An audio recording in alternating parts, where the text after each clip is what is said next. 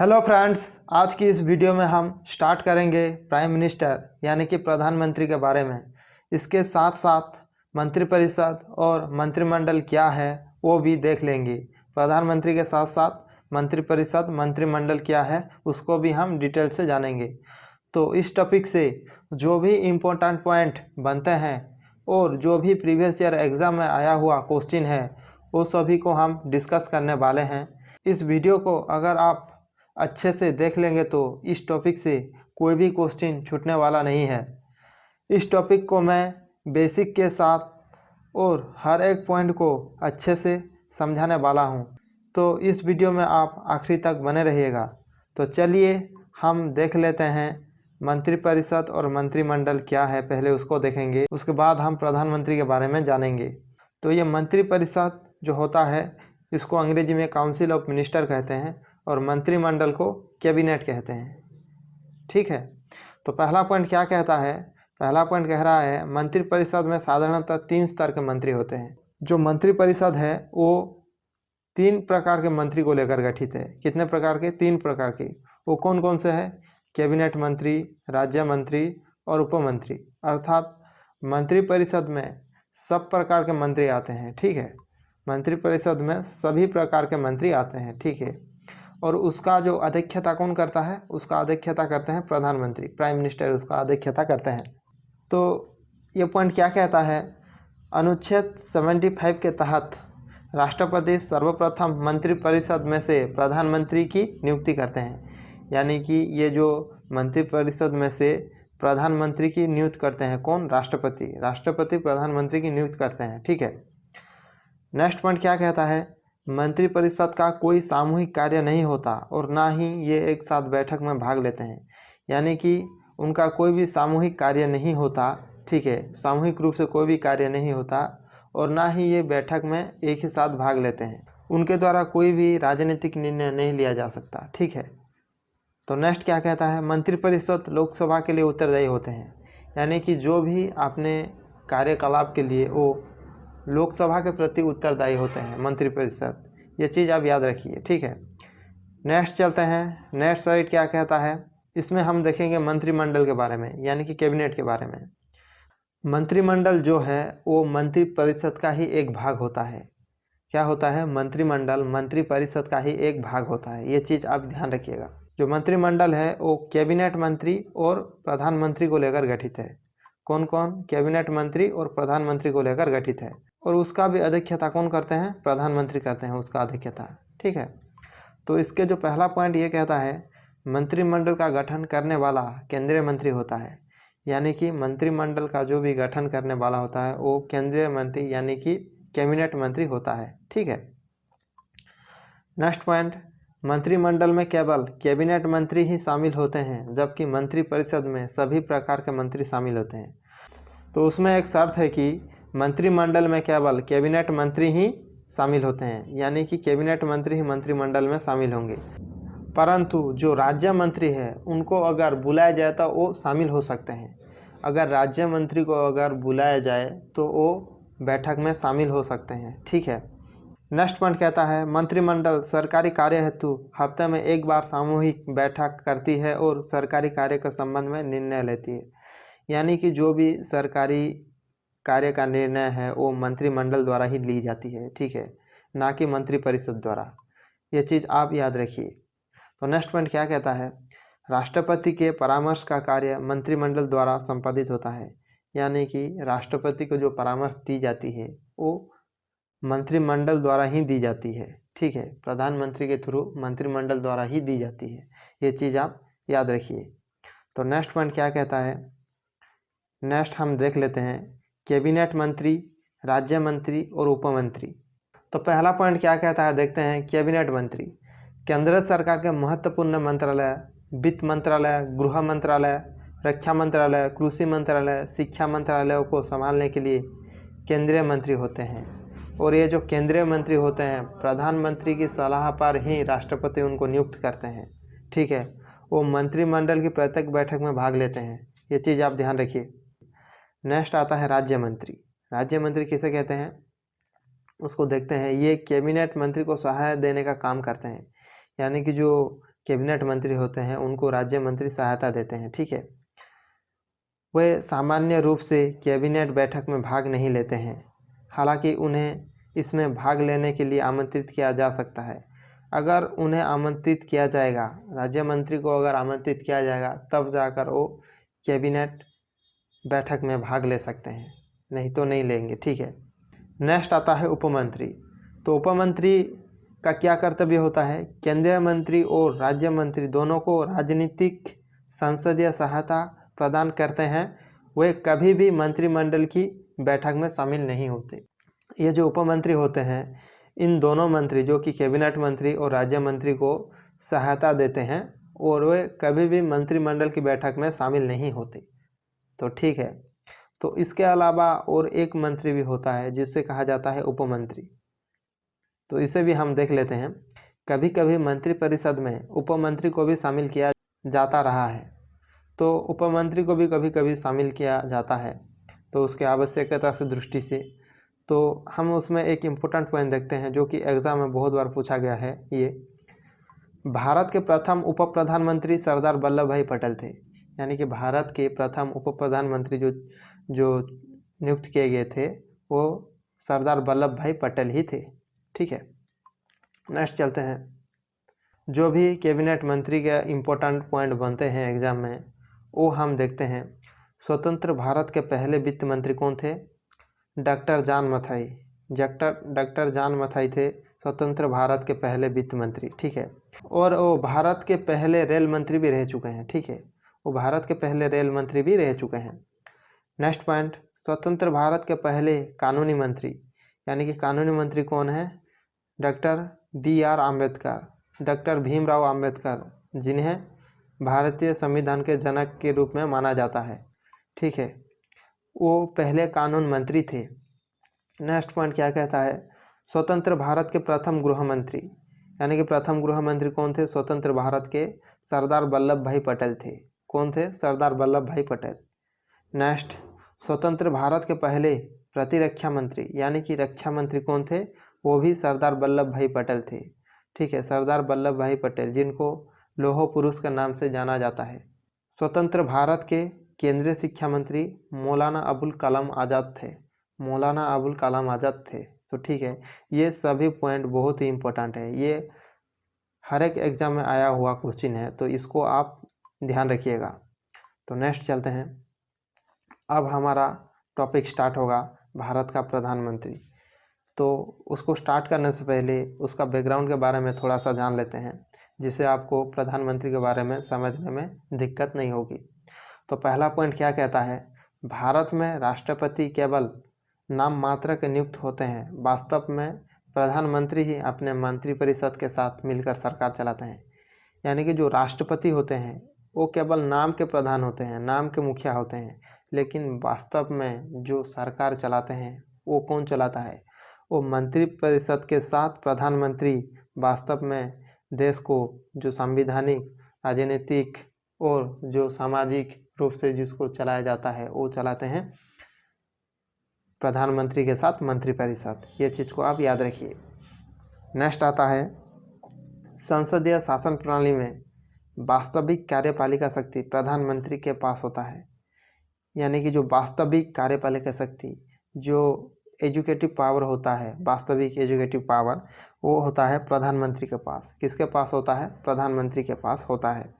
जो लोकसभा में बहुमत दल का नेता ही प्रधानमंत्री होता है, यानी कि जो भी पार्टी बहुमत दल हासिल करेगा उस पार्टी का लीडर को ही प्रधानमंत्री के रूप में राष्ट्रपति नियुक्त करते हैं। नेक्स्ट पॉइंट क्या कहता है? आमतौर पर भारत का प्रधानमंत्री लोकसभा का सदस्य होता है। जनरली जो कि भारत का प्रधानमंत्री लोकसभा का ही सदस्य होता है, ये चीज़ आप ध्यान रखिए। नेक्स्ट, भारतीय संविधान के अनुसार तथ्यात्मक संप्रभुता प्रधानमंत्री में निहित होती है। जो तथ्यात्मक संप्रभुता है वो प्रधानमंत्री में निहित होती है। देश के अंदर जितने भी कानून बनते हैं, जितने भी निर्णय लिए जाते हैं, जितने भी शासन चलता है, उन सब पर प्रधानमंत्री स्वतंत्र रूप से अपना कार्य कर सकते हैं, ठीक है। नेक्स्ट पॉइंट क्या कहता है? संघीय मंत्रिपरिषद अपने आचरण के लिए लोकसभा प्रति उत्तरदायी होते हैं। यानी कि जो भी देश में मंत्रिपरिषद अपना कार्यकलाप करता है, उन कार्यकलाप के लिए वो लोकसभा के प्रति उत्तरदायी रहता है। तो ये चीज़ आप ध्यान रखिए। तो नेक्स्ट चलते हैं, नेक्स्ट पॉइंट क्या कहता है देखते हैं। नेक्स्ट पॉइंट कहता है प्रधानमंत्री बनने की योग्यता, यानी कि प्रधानमंत्री बनने के लिए क्या क्या योग्यता होगा, वहाँ पर हम देखते हैं। राज्यसभा या लोकसभा का सदस्य होना जरूरी है, यानी कि कोई भी प्रधानमंत्री बनेगा तो वो राज्यसभा या लोकसभा का सदस्य बनना जरूरी है। भारत के प्रधानमंत्री बनने की न्यूनतम आयु 25 वर्ष है। अगर वो लोकसभा से अगर वो चुने जाते हैं तो वो उनका आयु 25 वर्ष होना है, न्यूनतम आयु जो कि 25 वर्ष होना है। और राज्यसभा से अगर वो चुने जाते हैं तो क्या होगा, उनका आयु 30 वर्ष होनी चाहिए। ठीक है। नेक्स्ट आता है प्रधानमंत्री की नियुक्ति। प्रधानमंत्री लोकसभा के बहुमत दल का नेता होते हैं। मैं ये चीज़ आपको समझा चुका हूँ। जो प्रधानमंत्री हैं वो जो भी पार्टी बहुमत हासिल करेगा उन पार्टी के मुखिया को ही प्रधानमंत्री नियुक्त किया जाता है। तो प्रधानमंत्री बहुमत दल का नेता होता है। नेक्स्ट पॉइंट, भारत में प्रधानमंत्री की नियुक्ति किया जाता है, यानी कि जो प्रधानमंत्री की नियुक्ति कौन करता है, राष्ट्रपति करते हैं। वो भी बहुमत दल का नेता को ही प्रधानमंत्री की नियुक्ति करते हैं भारत के राष्ट्रपति। नेक्स्ट पॉइंट, अनुच्छेद 75 के तहत प्रधानमंत्री की नियुक्ति भारत के राष्ट्रपति द्वारा की जाती है। ये चीज़ मैंने आपको समझाया कि अनुच्छेद 75 के तहत राष्ट्रपति भारत के प्रधानमंत्री की नियुक्त करते हैं। ठीक है। तो नेक्स्ट चलते हैं।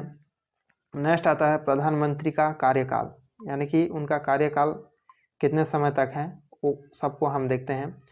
प्रधानमंत्री का कार्यकाल 5 वर्ष होता है, यानी कि 5 वर्ष के बाद लोकसभा भंग हो जाता है, तब उनका कार्यकाल समाप्त हो जाएगा। ठीक है। भारत में प्रधानमंत्री को जब तक उसे लोकसभा का विश्वास प्राप्त हो तब तक अपने पद पर रह सकते हैं, यानी कि लोकसभा का विश्वास मत जब तक उन्हें प्राप्त हो तब तक वो प्रधानमंत्री के रूप में कार्य कर सकते हैं। ठीक है, ये पॉइंट ये कहता है। नेक्स्ट कहता है भारत में एक व्यक्ति कितनी ही बार प्रधानमंत्री पद पर नियुक्त हो सकता है, यानी कि जो भारत में प्रधानमंत्री हैं वो कितने भी बार प्रधानमंत्री पद पर रह सकता है, उसका कोई समय सीमा नहीं है। तो नेक्स्ट पॉइंट देखते हैं, कोई व्यक्ति संसद के किसी भी सदन का सदस्य हुए बिना केंद्र में 6 महीने तक मंत्री रह सकता है, यानी कि उसे अगर प्रधानमंत्री बनना है तो वो लोकसभा और राज्यसभा में सदस्यता लेना होगा, नहीं तो उनका पद समाप्त हो सकता है। तो इसीलिए वो 6 महीने तक मंत्री रह सकते हैं, उसके बाद उनका पद को समाप्त कर दिया जाएगा। ये चीज़ आप ध्यान रखिए, चाहे कोई भी मंत्री हो। ठीक है, चाहे कोई भी मंत्री हो। तो नेक्स्ट आता है शपथ। प्रधानमंत्री और मंत्रिपरिषद को पद की शपथ राष्ट्रपति दिलाते हैं, यानी कि राष्ट्रपति जो हैं वो प्रधानमंत्री और मंत्रिपरिषद को शपथ दिलाने का काम करते हैं। तो नेक्स्ट चलते हैं। नेक्स्ट है प्रधानमंत्री संबंधित महत्वपूर्ण तथ्य, यानी कि प्रधानमंत्री से संबंधित जो भी महत्वपूर्ण इम्पोर्टेंट पॉइंट है वो सभी को देख लेते हैं। ये एग्जाम में बहुत बार आता ही है भाई। प्रधानमंत्री नीति आयोग, योजना आयोग, राष्ट्रीय विकास परिषद, परमाणु ऊर्जा विभाग, अंतरिक्ष विभाग का अध्यक्ष होते हैं। ये मोस्ट इम्पोर्टेंट है, ये हर एक एग्जाम में पूछा जाता है। वो अध्यक्षता किस किस के हैं, नीति आयोग के वो अध्यक्षता करते हैं, योजना आयोग के वो अध्यक्षता करते हैं, राष्ट्रीय विकास परिषद के वो अध्यक्ष होते हैं, परमाणु ऊर्जा के वो अध्यक्ष होते हैं, अंतरिक्ष विभाग के वो अध्यक्ष हैं। तो ये सब के वो अध्यक्षता करते हैं। ठीक है। नेक्स्ट पॉइंट आता है प्रधानमंत्री की सलाह पर राष्ट्रपति द्वारा प्रत्येक मंत्रालय को मंत्री और विषय वितरण किया जाता है, यानी कि प्रधानमंत्री की सलाह पर राष्ट्रपति कैबिनेट मंत्री की नियुक्त करते हैं और उनको कौन सी मंत्रालय दिया जाएगा, कौन सी विषय वितरण किया जाएगा, वो भी राष्ट्रपति द्वारा किया जाता है। ठीक है। तो नेक्स्ट पॉइंट कहता है भारत सरकार के मंत्रियों के वेतन एवं भत्ते संसद द्वारा निर्धारित होते हैं, यानी कि वो कितने वेतन भत्ते पाएंगे वो संसद द्वारा निर्धारित होता है। ठीक है। नेक्स्ट आता है स्वतंत्र भारत की प्रथम मंत्रिपरिषद में प्रधानमंत्री सहित कुल 36 सदस्य थे, यानी कि स्वतंत्र भारत की प्रथम मंत्रिपरिषद में 36 सदस्य थे प्रधानमंत्री सहित। तो नेक्स्ट पॉइंट कहता है मंत्रिपरिषद द्वारा दी गई सलाह राष्ट्रपति के लिए बाध्यकारी है और यह प्रावधान 42वें संविधान संशोधन 1976 और 44वें संविधान अधिनियम 1978 द्वारा पेश किया गया था। यानी कि मंत्रिपरिषद द्वारा जो भी सलाह राष्ट्रपति को दी जाएगी वो बाध्यकारी है, उसे मानने के लिए राष्ट्रपति बाध्य हैं। किसके आधार पर? 42वें संविधान संशोधन और 44वें संविधान संशोधन के आधार पर। ठीक है, तो नेक्स्ट चलते हैं। नेक्स्ट पॉइंट क्या कहता है? जब प्रधानमंत्री त्यागपत्र देता है अथवा उसकी मृत्यु हो जाती है तो मंत्रिपरिषद स्वयं ही विघटित हो जाता है। यानी कि जब प्रधानमंत्री अपना त्यागपत्र दे देंगे अथवा उनकी मृत्यु हो जाएगा तो मंत्रिपरिषद स्वयं ही विघटित हो जाती है। नेक्स्ट पॉइंट कहता है प्रधानमंत्री की सलाह पर ही राष्ट्रपति लोकसभा भंग करते हैं। यानी कि प्रधानमंत्री अगर सलाह देंगे तो लोकसभा भंग हो पाएगा। ठीक है, ये कहता है ये पॉइंट। तो नेक्स्ट चलते हैं। नेक्स्ट आता है प्रमुख अनुच्छेद, यानी कि प्रधानमंत्री से रिलेटेड जो भी प्रमुख अनुच्छेद है उन सभी को हम देख लेते हैं, जो कि एग्ज़ाम में बहुत बार आया हुआ है। अनुच्छेद 74 क्या कहता है? राष्ट्रपति को सलाह एवं सहायता प्रदान करने के लिए मंत्रिपरिषद का गठन। यानी कि राष्ट्रपति को जो भी सलाह या सहायता दिया जाता है वो मंत्रिपरिषद के द्वारा ही दी जाती है। ठीक है, नेक्स्ट आता है अनुच्छेद 75। राष्ट्रपति प्रधानमंत्री की नियुक्ति करता है और प्रधानमंत्री की सलाह पर ही राष्ट्रपति मंत्रिपरिषद की नियुक्ति करता है। यानी कि जो राष्ट्रपति हैं वो प्रधानमंत्री के साथ साथ वो जो मंत्रिपरिषद की भी नियुक्ति करते हैं, जो कैबिनेट मंत्री होते हैं उनका भी वो नियुक्त करते हैं। ये चीज़ आप ध्यान रखिएगा। नेक्स्ट आता है 91वां संविधान संशोधन 2003। मंत्रिपरिषद में मंत्रियों की कुल संख्या प्रधानमंत्री को शामिल करके लोकसभा के कुल सदस्य के 15% से अधिक नहीं हो सकती। यानी कि लोकसभा के कुल सदस्य से 15% होगा मंत्रिपरिषद की मंत्रियों की संख्या। ये चीज़ आप ध्यान रखिए, ये एग्जाम में पूछा गया क्वेश्चन है। तो मंत्रिपरिषद की मंत्रियों की संख्या लोकसभा के कुल सदस्य के 15% से अधिक नहीं होना चाहिए, ये उस बात को दर्शा रहा है। ये चीज़ आप ध्यान रखिए। नेक्स्ट आता है अनुच्छेद 75 के 3 में क्या कहता है? मंत्रिपरिषद सामूहिक रूप से लोकसभा के प्रति उत्तरदायी होते हैं और व्यक्तिगत रूप से राष्ट्रपति के प्रति उत्तरदायी होते हैं। वो जितने भी निर्णय लेते हैं, जितने भी उनका कार्य संपादन होते हैं, उनके लिए वो व्यक्तिगत रूप से तो राष्ट्रपति के प्रति उत्तरदायी होंगे, लेकिन सामूहिक रूप से वो लोकसभा के प्रति उत्तरदायी रहते हैं अनुच्छेद 75 के 3 के तहत। ठीक है, तो नेक्स्ट चलते हैं। अनुच्छेद 75 के 5 के तहत क्या कहता है? व्यक्ति मंत्री बनते समय संसद सदस्य नहीं है तो उसे 6 महीने के अंदर संसद सदस्य बनना अनिवार्य है, नहीं तो उसे अपना पद छोड़ना होगा। यानी कि वो मंत्री बनते समय अगर वो संसद का सदस्य नहीं है तो वो 6 महीने के अंदर लोकसभा या राज्यसभा का सदस्य बनना होगा, नहीं तो उनका पद छोड़ना पड़ेगा। नेक्स्ट आता है अनुच्छेद 78। प्रधानमंत्री का यह कर्तव्य होगा कि वो देश के प्रशासनिक एवं विधायिक मामलों तथा मंत्रिपरिषद के निर्णय के संबंध में राष्ट्रपति को सूचना दे।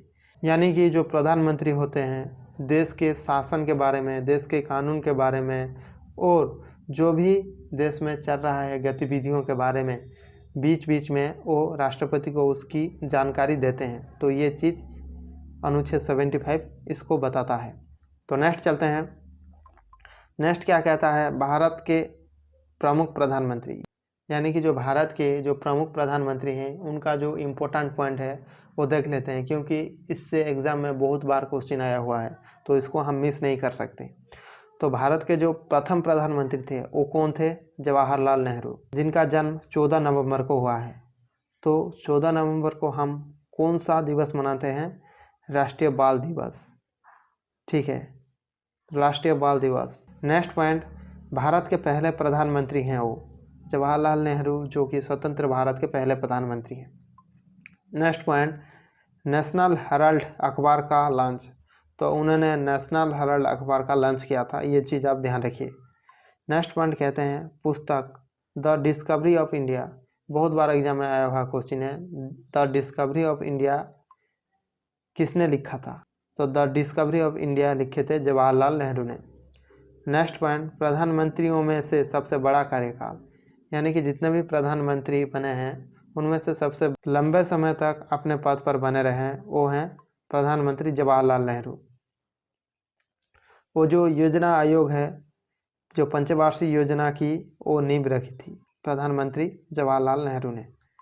नेक्स्ट आता है प्रधानमंत्री के पद पर मरने वाले पहले प्रधानमंत्री, यानी कि अपने पद पर रहते हुए उनका मृत्यु हो गया था तो वो पहले प्रधानमंत्री हैं। नेक्स्ट आता है समाधि का नाम शांतिवन, यानी कि उनका जो समाधि का नाम है वो है शांतिवन है। ये चीज़ भी आप याद रखिए, ये भी एग्जाम में बहुत बार आया हुआ क्वेश्चन है। नेक्स्ट चलते हैं गुलजारी लाल नंदा। तो पहले कार्यवाहक प्रधानमंत्री गुलजारी लाल नंदा जो कि है जवाहरलाल नेहरू की मृत्यु के बाद वो प्रधानमंत्री का कार्यभार संभाला था, वो थे पहले कार्यवाहक प्रधानमंत्री। 2 बार भारत के कार्यवाहक प्रधानमंत्री बने हैं गुलजारी लाल नंदा।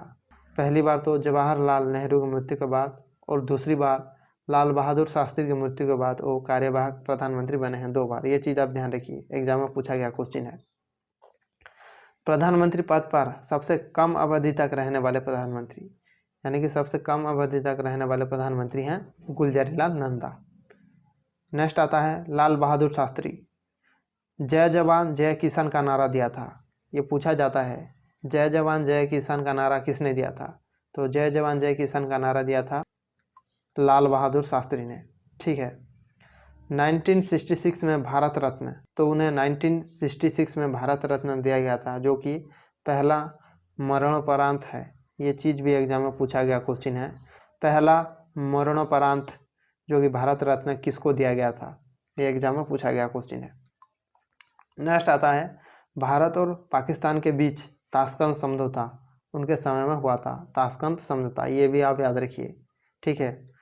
नेक्स्ट आता है उनकी मृत्यु देश के बाहर हुई थी। उनकी मृत्यु जो है देश के बाहर हुई थी। कहाँ हुई थी?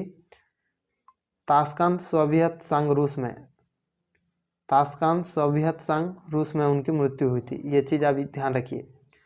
उनके जो समाधि स्थल का नाम है विजय घाट, जो कि दिल्ली में है, विजय घाट। ठीक है, ये भी आप याद रखिए। नेक्स्ट चलते हैं इंदिरा गांधी। तो भारत की पहली महिला प्रधानमंत्री कौन है? इंदिरा गांधी हैं। उनका नाम क्या था? उनका नाम था प्रियदर्शिनी। ये भी आप याद रखिए। नेक्स्ट आता है 1971 में बांग्लादेश के गठन में सहायता, यानी कि जो बांग्लादेश नया देश बनकर कब बना? 1971 में बना था, तो इसके गठन में उनका विशेष सहायता रहा। नेक्स्ट आता है 1969 में 14 बैंक को राष्ट्रीयकरण किया गया, यानी कि बैंकों की राष्ट्रीयकरण 1969 में प्रारंभ हुआ था, तो पहले 14 बैंकों का राष्ट्रीयकरण किया गया था। नेक्स्ट आता है 1972 भारत पाकिस्तान का शिमला समझौता। शिमला समझौता जो है कि इंदिरा गांधी के समय में हुआ था 1972 में, ये आप ध्यान रखिए। नेक्स्ट आता है 18 मई 1974 को प्रथम परमाणु परीक्षण राजस्थान के पोखरण में किया गया था। इस ऑपरेशन का नाम स्माइलिंग बुद्ध रखा गया। ये चीज़ तो बहुत ही इम्पोर्टेंट है, ये बहुत बार एग्जाम में आया हुआ सवाल है भाई, ये चीज़ को आप ध्यान रखिए। जो पहला परमाणु परीक्षण हुआ था वो राजस्थान के पोखरण में किया गया था 18 मई 1974 को, और उसका जो नाम था स्माइलिंग बुद्ध था। ये सभी पॉइंट आप याद रखिए। ठीक है। नेक्स्ट आता है एक बार पद से हटने के पश्चात 2 बार पद संभाला था। नेक्स्ट पॉइंट क्या कहता है? एक बार पद से हटने के पश्चात दोबारा पद संभाला था। जो इंदिरा गांधी है वो एक बार अपने पद से हटने के बाद दोबारा अपने पद को संभाला था।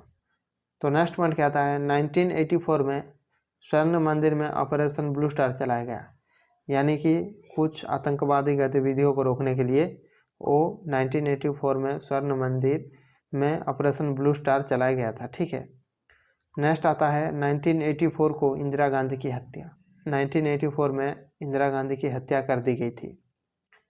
नेक्स्ट उनका जो समाधि स्थल है शक्ति स्थल, जो कि कहाँ पर है? दिल्ली में स्थित है। ठीक है, ये चीज़ भी आप ध्यान रखिए। नेक्स्ट चलते हैं। नेक्स्ट आता है मोरारजी देसाई, पहले गैर कांग्रेसी प्रधानमंत्री। पहले गैर कांग्रेसी प्रधानमंत्री कौन थे? मोरारजी देसाई। तो उनका पार्टी का जो नाम था जनता सरकार पार्टी। ठीक है। नेक्स्ट आता है उनका जन्मदिन कब हुआ था? 29 फरवरी 1896, 29 फरवरी 1896, जो कि एग्ज़ाम में पूछता है कि ऐसे कौन से प्रधानमंत्री हैं जिनका जन्मदिन 4 साल के बाद एक बार आता है, तो वो है मोरारजी देसाई, क्योंकि उनका जन्म लीप वर्ष में हुआ था जो कि 1896 में हुआ था। ठीक है, तो ये चीज़ आप ध्यान रखिएगा, उनका जन्मदिन 4 वर्ष में एक बार आता है जो कि 29 फरवरी है। ठीक है, नेक्स्ट चलते हैं, अधिक उम्र में प्रधानमंत्री बने, यानी कि सबसे ज़्यादा उम्र में वो प्रधानमंत्री बने। ठीक है, तो नेक्स्ट आता है 1990 में पाकिस्तान का सर्वोच्च पुरस्कार निशान पाक उनको मिला। जो पाकिस्तान का सर्वोच्च पुरस्कार है निशान पाक उनको मिला था, ये चीज़ आप ध्यान रखिएगा। निशान पाक और भारत रत्न प्राप्त करने वाले एकमात्र भारतीय हैं, जो कि भारत के सर्वश्रेष्ठ पुरस्कार कौन सा है, भारत रत्न, और पाकिस्तान के जो सर्वोच्च पुरस्कार है वो है निशान पाक। उन दोनों को प्राप्त करने वाला पहले प्रधानमंत्री हैं मोरारजी देसाई, ये चीज़ भी आप ध्यान रखिए। प्रथम व्यक्ति भारत के प्रधानमंत्री पद से त्यागपत्र दिए थे, वो पहले प्रधानमंत्री थे जिन्होंने अपने पद से त्यागपत्र दिए थे, ये चीज़ भी आप ध्यान रखिए। नेक्स्ट आता है चौधरी चरण सिंह, वो कभी लोकसभा में उपस्थित नहीं हुए, वो कभी भी लोकसभा में नहीं आए, वो उपस्थित नहीं रहे, चौधरी चरण सिंह, ये चीज़ आप ध्यान रखिए। नेक्स्ट आता है राजीव गांधी। राजीव गांधी इंडियन एयरलाइन में पायलट थे, वो जो इंडियन एयरलाइन में वो राजीव गांधी पायलट रह चुके हैं, ये चीज़ आप ध्यान रखिएगा भाई। नेक्स्ट पॉइंट, सबसे कम उम्र में प्रधानमंत्री बने, वो है सबसे कम उम्र में प्रधानमंत्री बने थे राजीव गांधी। नेक्स्ट पॉइंट कहता है 1991 में तमिलनाडु के पेरम्बुदुर में उनकी हत्या कर दी गई थी। उनकी हत्या जो है तमिलनाडु में की गई थी 1991 में। ठीक है, नेक्स्ट प्रधानमंत्री आते हैं विश्वनाथ प्रताप सिंह। विश्वास मत प्राप्त करने में असफल पहले प्रधानमंत्री थे, वो जो हैं विश्वास मत प्राप्त नहीं कर पाए थे, वो ऐसे प्रधानमंत्री हैं, उनका नाम है विश्वनाथ प्रताप सिंह, ये चीज़ भी आप ध्यान रखिए। नेक्स्ट आता है पीवी नरसिम्हा राव, तो उनका इम्पोर्टेंट पॉइंट देख लेते हैं। प्रधानमंत्री की नियुक्ति के वक्त वह संसद के किसी भी सदन के सदस्य नहीं थे। वो प्रधानमंत्री जब नियुक्त हुए वो ना तो लोकसभा और ना ही राज्यसभा के सदस्य थे। ठीक है, 1991 में उदारीकरण, निजीकरण और वैश्विकीकरण की नीति को लागू किया था कौन, पीवी नरसिम्हा राव ने 1991 में, ये चीज़ आप ध्यान रखिएगा। नेक्स्ट पॉइंट क्या कहता है, नेक्स्ट आते हैं अटल बिहारी वाजपेयी, ये मोस्ट इम्पोर्टेंट है भाई। ठीक है, इनका सभी पॉइंट आप ध्यान रखिए क्योंकि हर एक से एग्जाम में पूछा गया पॉइंट है। तो पहला पॉइंट क्या कहता है, जनता संघ का नाम बदलकर भारतीय जनता पार्टी कर दिया गया, यानी कि जो बीजेपी का जो पहला नाम था वो था जनता संघ, उसके बाद ही भारतीय जनता पार्टी कर दिया गया था।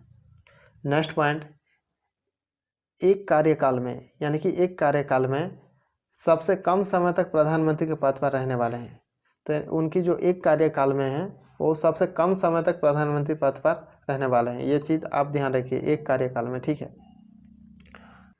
नेक्स्ट आता है द्वितीय परमाणु परीक्षण 11 और 13 मई 1998 को राजस्थान के पोखरण परमाणु स्थल पर 5 परमाणु परीक्षण किए गए थे। कोड नाम ऑपरेशन शक्ति था, ये मोस्ट इम्पोर्टेंट है भाई, ये बहुत बार एग्जाम में आया हुआ क्वेश्चन है। जो 1998 में 11 और 13 मई को राजस्थान के कहाँ पर, पोखरण में द्वितीय परमाणु परीक्षण किया गया था। तो कितने, 5 परमाणु परीक्षण किए गए थे और इसका कोड नेम क्या था, ऑपरेशन शक्ति था उसका कोड नेम, ये चीज़ आप ध्यान रखिए, बहुत बार एग्जाम में पूछा गया सवाल है। नेक्स्ट आता है स्वर्णम चतुर्भुज योजना और प्रधानमंत्री ग्राम सड़क योजना शुरू हुई। तो स्वर्णम चतुर्भुज योजना में कौन कौन सी महानगरों को शामिल की गई, जो कि 4 दिशा में उन 4 महानगरों को जोड़ता है, वो है उत्तर में दिल्ली, ठीक है, दक्षिण में चेन्नई, पूर्व में कलकत्ता और पश्चिम में मुंबई। इन 4 महानगरों को स्वर्ण चतुर्भुज के नाम से जाना जाता है।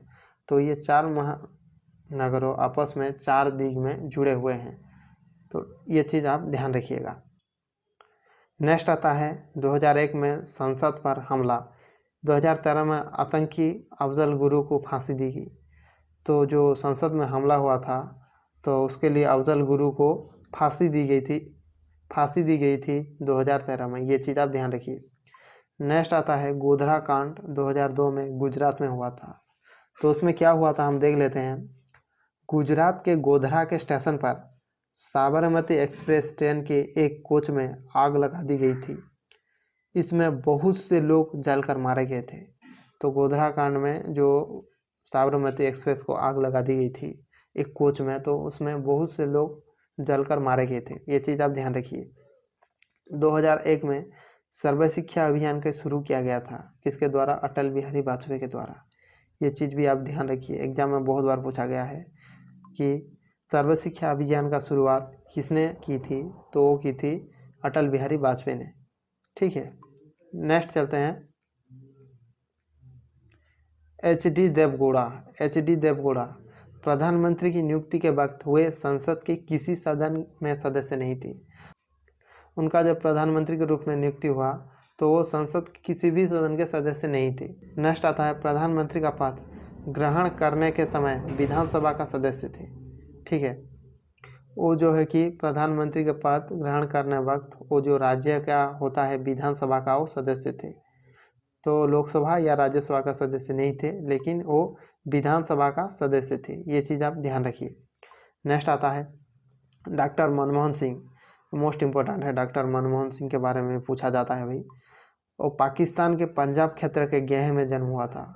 तो वो ऐसे प्रधानमंत्री है जिनका जन्म पाकिस्तान में हुआ था। ये चीज़ आप ध्यान रखिए। वो 1982 से 1985 तक आरबीआई के गवर्नर रहे हैं। ये चीज़ एग्ज़ाम में बहुत बार रिपीट हुआ है कि ऐसे कौन सा प्रधानमंत्री है जो कि गवर्नर के रूप में काम कर चुके हैं। वो हैं डॉक्टर मनमोहन सिंह। ठीक है, आरबीआई के गवर्नर के रूप में वो काम कर चुके हैं डॉक्टर मनमोहन सिंह। ये चीज़ आप ध्यान रखिए। 2008 में मुंबई में वो आतंकवादी हमला हुआ था। तो उनके समय में 2008 में जो आतंकवादी हमला हुआ था 26/11 के नाम से जिन्हें जाना जाता है, 2008 में ये हुआ था। 26 नवंबर 2008 को ये कांड हुआ था पाकिस्तान के आतंकी संगठन लश्कर-ए-तैयबा द्वारा। तो ये चीज़ भी आप ध्यान रखिए। राष्ट्रीय जांच एजेंसी एनआरआई का गठन उनके समय में हुआ था। एनआरआई का गठन जो नेशनल जांच समिति, उनके समय में उनका गठन किया गया था। यूआईडीएआई की स्थापना 2009 में हुई, यानी कि जो आधार कार्ड की जो स्थापना है, यूआईडीएआई की स्थापना 2009 में उनके समय में की गई थी। नेक्स्ट आता है नरेंद्र मोदी। ये मोस्ट इम्पोर्टेंट है भाई, हर एक पॉइंट से एग्जाम में आया हुआ क्वेश्चन है। तो ये चीज़ को आप ध्यान रखिए। जितना भी मैंने पॉइंट लिखा हूँ सब एग्जाम में आया हुआ है, तो ये चीज़ को आप मिस मत कीजिएगा और हर एक पॉइंट को ध्यान रखिएगा। उनका जन्मदिन जो है कि 17 सितंबर को आता है। तो एग्जाम में पूछा जाता है कि नरेंद्र मोदी का जन्मदिन कब मनाया जाता है? तो 17 सितंबर को मनाया जाता है। तो नेक्स्ट आता है गुजरात के बड़नगर यानी कि मेहसाणा जिला में जन्म हुआ था। उनका जन्म जो है कि गुजरात में हुआ था। ये चीज़ आप ध्यान रखिए। नेक्स्ट आता है उनका पूरा नाम नरेंद्र दामोदर दास मोदी। उनका जो पूरा नाम है नरेंद्र दामोदर दास मोदी। नेक्स्ट आता है स्वच्छ भारत अभियान। ये तो बहुत बार एग्जाम में रिपीट हुआ है कि स्वच्छ भारत अभियान कब शुरू किया गया? वो शुरू किया गया था 2 अक्टूबर 2014 को। ठीक है, ये चीज़ आप ध्यान रखिए। नेक्स्ट आता है उरी हमला। उरी हमला जो कि जम्मू कश्मीर के उरी सेक्टर में किया गया था, को किया गया था 18 सितंबर 2016 को। 18 सितंबर 2016 को सुबह 5 बजे निहत्ते और सोते जवानों पर आतंकी ताबड़तोड़ फायरिंग किए थे। तो सुबह 5 बजे जब सैनिक सो रहे थे तब आतंकवादियों ने पूरे शक्ति के साथ फायरिंग किए थे। ठीक है, तो उसे उरी हमला के नाम से जाना जाता है। नेक्स्ट आता है सर्जिकल स्ट्राइक। सर्जिकल स्ट्राइक 29 सितंबर 2016 को किया गया था उसका रिएक्शन में। ठीक है, उसका बदला लेने के लिए सर्जिकल स्ट्राइक किया गया था 29 सितंबर 2016 को। नेक्स्ट आता है नोटबंदी। ये बहुत बार एग्जाम में आया हुआ है कि नोटबंदी कब हुआ था? 8 नवंबर 2016 को नोटबंदी किया गया था। ठीक है, ये चीज़ आप ध्यान रखिए। 8 नवंबर 2016 को नोटबंदी किया गया था। नेक्स्ट आता है पुलवामा अटैक। पुलवामा अटैक कब हुआ था? 14 फरवरी 2019 को। ठीक है, 14 फरवरी 2019 को पुलवामा अटैक किया गया था। वो था आतंकी हमले द्वारा 40 वीर जवानों को हमने खो दिए थे। तो पुलवामा अटैक में ये चीज़ भी आप ध्यान रखिए। धारा 370 की समाप्ति, यानी कि धारा 370 जो कि जम्मू कश्मीर के लिए था उसका समाप्त कर दिया गया था 5 अगस्त 2019 को। 5 अगस्त 2019 को उसका समाप्त कर दिया गया था, ये चीज़ भी आप ध्यान रखिए। तो नेक्स्ट चलते हैं। तो फ्रेंड्स, इस चैप्टर का थ्योरी पोर्शन कंप्लीट होता है। तो अब हम देखने वाले हैं इस चैप्टर की प्रीवियस ईयर एग्ज़ाम में आया हुआ क्वेश्चन को, जो कि बहुत ही इम्पोर्टेंट है। तो चलिए हम स्टार्ट करते हैं इसका जो प्रीवियस ईयर में आया हुआ क्वेश्चन को। इसमें 30+ मैंने क्वेश्चन को शामिल किया है। इस वीडियो के एंड तक बने रहिएगा। तो इस वीडियो को अगर आप देख लेंगे तो इस चैप्टर से कोई भी सवाल छूटने वाला नहीं है। तो चलिए स्टार्ट करते हैं। तो पहला क्वेश्चन क्या कहता है, भारत के प्रधानमंत्री यानी कि भारत के प्रधानमंत्री नियुक्त होते हैं, निर्वाचित होते हैं, या फिर मनोनीत होते हैं, या फिर चयनित होते हैं। तो भारत के प्रधानमंत्री जो हैं वो नियुक्त होते हैं। भारत के प्रधानमंत्री क्या होते हैं, नियुक्त होते हैं, ना कि निर्वाचन, ना कि मनोनीत, ना कि चयनित, वो नियुक्त होते हैं। ठीक है, नेक्स्ट चलते हैं। प्रधानमंत्री की नियुक्ति कौन करता है? मैंने आपको थ्योरी में बताया है कि प्रधानमंत्री की नियुक्ति कौन करता है। प्रधानमंत्री की नियुक्ति करते हैं राष्ट्रपति। जो भी पार्टी ने बहुमत दल हासिल किए होंगे उस पार्टी का नेता को ही प्रधानमंत्री के रूप में राष्ट्रपति चुनते हैं। ये चीज़ को आप ध्यान रखिए। नेक्स्ट क्वेश्चन नंबर 3 क्या कहता है, प्रधानमंत्री को उसके पद की गोपनीयता की शपथ कौन दिलाते हैं? तो सीधी सी बात है, प्रधानमंत्री की शपथ कौन दिलाते हैं? तो मैंने ये चीज़ भी थ्योरी में बताया हुआ है कि प्रधानमंत्री की शपथ राष्ट्रपति दिलाते हैं। ये चीज़ आप ध्यान रखिए। नेक्स्ट चलते हैं। नेक्स्ट आता है क्वेश्चन नंबर 4, भारत में एक व्यक्ति अधिक से अधिक कितनी बार प्रधानमंत्री पद पर नियुक्त हो सकता है? तो कोई भी व्यक्ति प्रधानमंत्री पद पर कितनी बार नियुक्त हो सकता है? केवल 1 बार नहीं, केवल 2 बार, केवल 3 बार, कितनी भी बार, इसका कोई सीमा नहीं। ऑप्शन नंबर डी हो जाएगा उसका राइट आंसर। कितनी भी बार वो प्रधानमंत्री के पद पर नियुक्त हो सकता है, इसका कोई समय सीमा नहीं है। नेक्स्ट चलते हैं क्वेश्चन नंबर 5। तो क्वेश्चन नंबर 5 में क्या कहता है, निम्नलिखित में से कौन लोकसभा का नेतृत्व करता है? तो लोकसभा का नेतृत्व कौन करता है? जो भी मंत्रिपरिषद के लीडर होते हैं यानी कि मुखिया होते हैं वो लोकसभा का नेतृत्व करते हैं। वो कौन करते हैं? प्रधानमंत्री। तो ऑप्शन नंबर सी हो जाएगा उसका करेक्ट आंसर। तो नेक्स्ट चलते हैं। क्वेश्चन नंबर 6 क्या कहता है, संघीय मंत्रिपरिषद का अध्यक्षता कौन करता है? तो इसका कहने का मतलब यह है कि मंत्रिपरिषद और जो मंत्रिमंडल है उन दोनों का अध्यक्षता कौन करते हैं? प्रधानमंत्री। तो उसका आंसर हो जाएगा ऑप्शन नंबर बी, प्रधानमंत्री। ठीक है, नेक्स्ट चलते हैं। नेक्स्ट है क्वेश्चन नंबर 7 क्या कहता है, योजना आयोग का अध्यक्ष कौन है?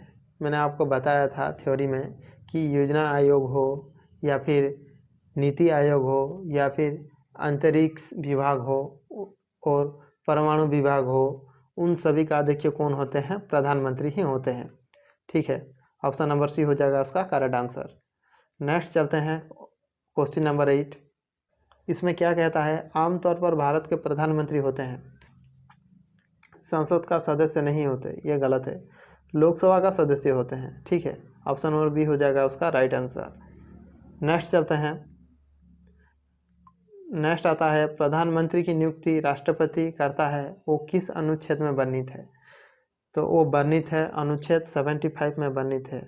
उसमें कहा गया है कि जो प्रधानमंत्री हैं उनका नियुक्त राष्ट्रपति करेंगे। ठीक है, तो नेक्स्ट चलते हैं।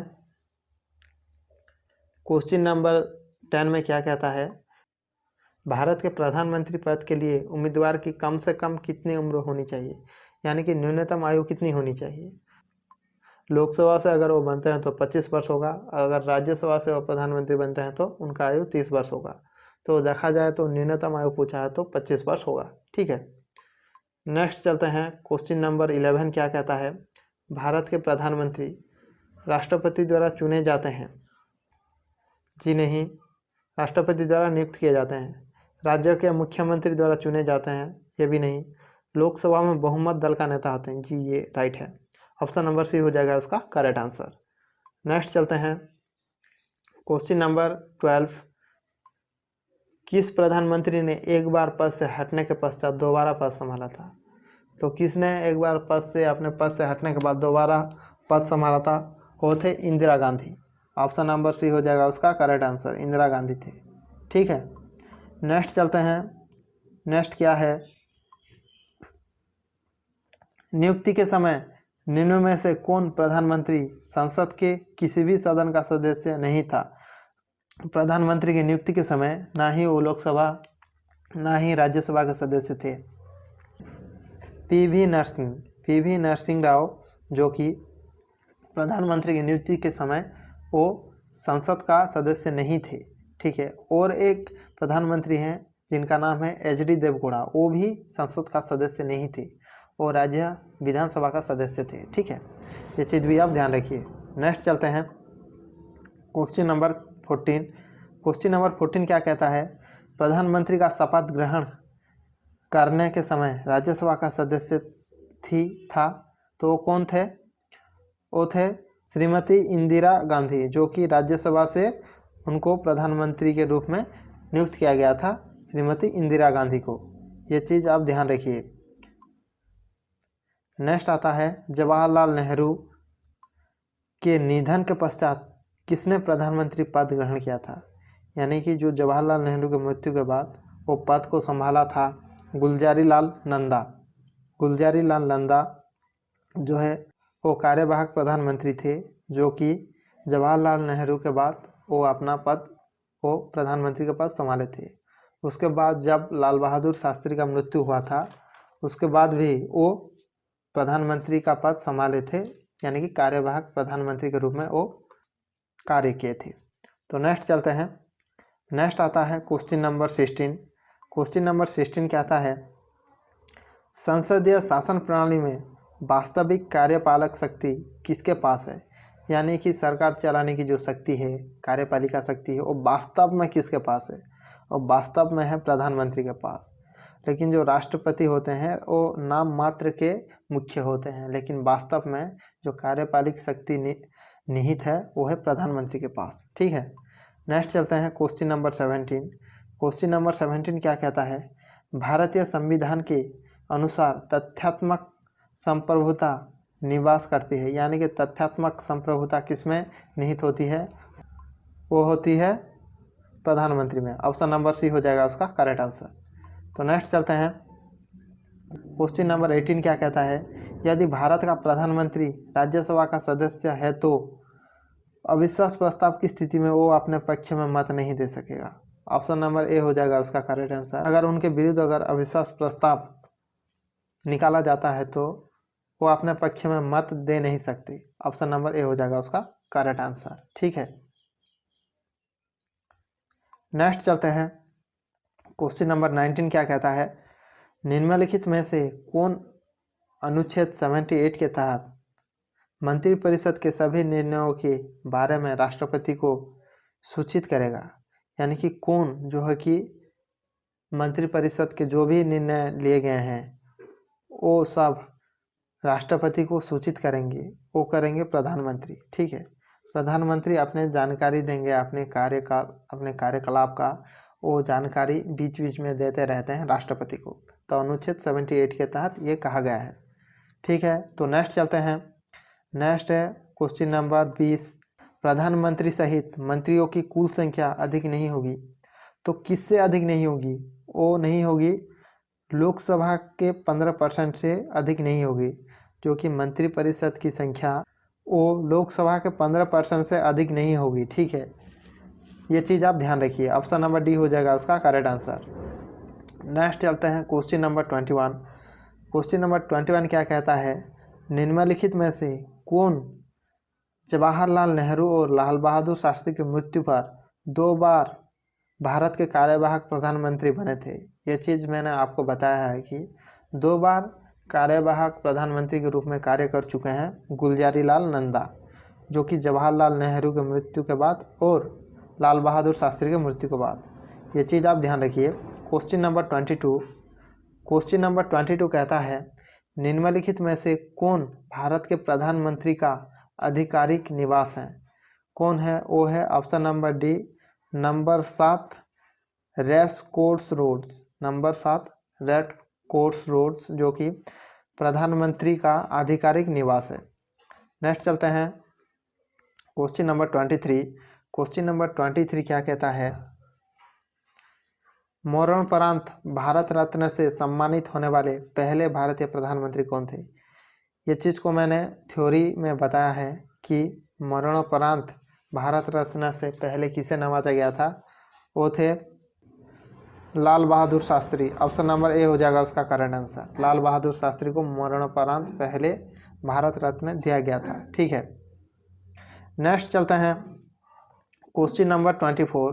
क्वेश्चन नंबर 24 क्या कहता है? किस प्रधानमंत्री की जयंती को सद्भावना दिवस के रूप में मनाया जाता है? तो सद्भावना के दिवस के रूप में किसकी जयंती को मनाया जाता है? वो मनाया जाता है राजीव गांधी। ठीक है, राजीव गांधी की जयंती को सद्भावना दिवस के रूप में मनाया जाता है, जो कि 20 अगस्त को है। ठीक है, जो कि कब है? 20 अगस्त को है। ये चीज़ भी आप ध्यान रखिए। तो नेक्स्ट चलते हैं। नेक्स्ट आता है, निम्नलिखित में से कौन केंद्रीय बजट पेश करने वाले पहले प्रधानमंत्री थे? वो कौन से प्रधानमंत्री थे जो कि पहले केंद्रीय बजट पेश किए थे? वो थे Jawaharlal Nehru. Option number A हो जाएगा उसका करेक्ट आंसर। ठीक है, नेक्स्ट चलते हैं। नेक्स्ट क्वेश्चन नंबर 26 क्या कहता है? भारत के पहले प्रधानमंत्री श्री जवाहरलाल नेहरू को पद की शपथ किसने दिलाई? भारत के पहले प्रधानमंत्री जवाहरलाल नेहरू को प्रधानमंत्री की शपथ किसने दिलाई? तो वो दिलाई थी Lord Mountbatten. Option number A हो जाएगा उसका करेक्ट आंसर। ठीक है, तो नेक्स्ट चलते हैं क्वेश्चन नंबर 27। क्वेश्चन नंबर 27 क्या कहता है? पाकिस्तान के सर्वोच्च नागरिक सम्मान निशाने पाकिस्तान से सम्मानित होने वाले भारत के एकमात्र प्रधानमंत्री कौन थे? वो थे मोरारजी देसाई। कौन थे? मोरारजी देसाई। नेक्स्ट आता है क्वेश्चन नंबर 28। निम्नलिखित में से कौन लोकसभा के नेतृत्व करता है? यानी कि लोकसभा के लीडर जिन्हें माना जाता है, लोकसभा का नेता, लोकसभा को कौन नेतृत्व करता है? वो नेतृत्व करते हैं प्रधानमंत्री। कौन करता है? प्रधानमंत्री। तो ऑप्शन नंबर सी हो जाएगा उसका करेक्ट आंसर। नेक्स्ट चलते हैं क्वेश्चन नंबर 29। क्वेश्चन नंबर 29 कहता है, संसदीय तंत्र में वो व्यक्ति प्रधानमंत्री चुना जाता है जो निम्न का नेता हो। जो उच्च सदन में बहुमत दल नहीं, निम्न सदन में बहुमत दल, जी हाँ, निम्न सदन में जो कि लोकसभा में बहुमत प्राप्त किया हो, उस पार्टी के नेता को ही राष्ट्रपति प्रधानमंत्री के रूप में चुनते हैं। ये चीज़ आप ध्यान रखिए। नेक्स्ट चलते हैं। नेक्स्ट क्या कहता है? लोकसभा का विश्वास मत प्राप्त किए बिना ही प्रधानमंत्री पद पर कार्य करने वाले प्रथम व्यक्ति हैं। वो कौन है जो कि लोकसभा का विश्वास मत प्राप्त नहीं किए हुए भी वो प्रधानमंत्री के पद पर कार्य करने वाले प्रथम प्रधानमंत्री हैं? वो हैं चौधरी चरण सिंह। चौधरी चरण सिंह। ठीक है, ऑप्शन नंबर ए हो जाएगा उनका correct answer. Option number A हो जाएगा इसका करेक्ट आंसर। नेक्स्ट चलते हैं। नेक्स्ट है क्वेश्चन नंबर 31। प्रधानमंत्री पद पर सर्वाधिक समय तक कौन आसीन रहा? यानी कि प्रधानमंत्री पद पर कौन अधिक समय तक रहा? वो हैं जवाहरलाल नेहरू। पंडित जवाहरलाल नेहरू जो हैं वो प्रधानमंत्री पद पर सबसे लंबे समय तक रहने वाले प्रधानमंत्री हैं। ठीक है, नेक्स्ट आता है क्वेश्चन नंबर 32। प्रधानमंत्री पद पर किसी एक कार्यकाल के लिए सबसे कम समय के लिए कौन आसीन रहा? वो यहाँ पर कह रहा है एक कार्यकाल में कह रहा है, एक कार्यकाल में सबसे कम समय तक प्रधानमंत्री पद पर कौन रहे? वो रहे Atal Bihari Vajpayee. Option number D हो जाएगा उसका करेक्ट आंसर। ठीक है, तो नेक्स्ट चलते हैं। तो फ्रेंड्स, यहाँ पे हमारा थ्योरी पार्ट और एमसीक्यू पार्ट दोनों कंप्लीट होते हैं। अगर आपने अच्छे से बिना स्किप हुए वीडियो को स्टार्टिंग से एंडिंग तक देखते हैं तो इस चैप्टर से आपका एक भी क्वेश्चन एग्ज़ाम में नहीं छूटेगा। आशा करता हूँ कि आपको ये वीडियो अच्छा लगा होगा। अगर आपने इस वीडियो से कुछ नया सीख पाए हैं तो मुझे थोड़ा सपोर्ट कीजिए, क्योंकि इसी तरह के वीडियो बनाने में बहुत समय और मेहनत लगता है। इस तरह के और भी वीडियो देखना हो तो नोटिफिकेशन को ऑन करके चैनल को सब्सक्राइब और वीडियो को लाइक कीजिए। जय हिंद, जय भारत।